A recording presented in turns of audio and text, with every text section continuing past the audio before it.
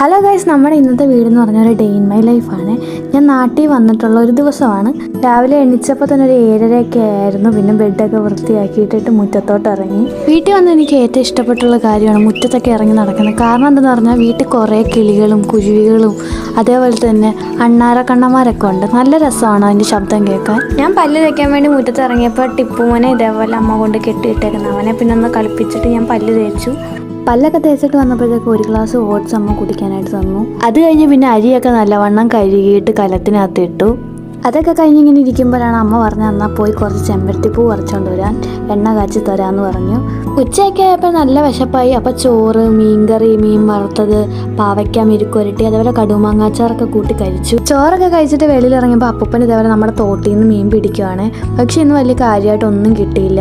ഒരു വൈകുന്നേരമൊക്കെ ആയപ്പോൾ എനിക്ക് ചെറുതായിട്ട് വിശക്കാൻ തുടങ്ങി. അപ്പോൾ ചുമ്മാ വീട്ടിൽ ആരും ഇല്ലാത്ത കാരണം ഞാൻ വിചാരിച്ചു എന്നാൽ വഴുതനങ്ങ ഫ്രൈ ചെയ്തിട്ട് ഇതേപോലെ ചോറാക്കി കഴിക്കാമെന്ന് പറഞ്ഞ് അങ്ങനെ കഴിച്ചു. അപ്പോൾ ഇന്നത്തെ വീഡിയോ ഇത്രയേ ഉള്ളൂ. Bye bye.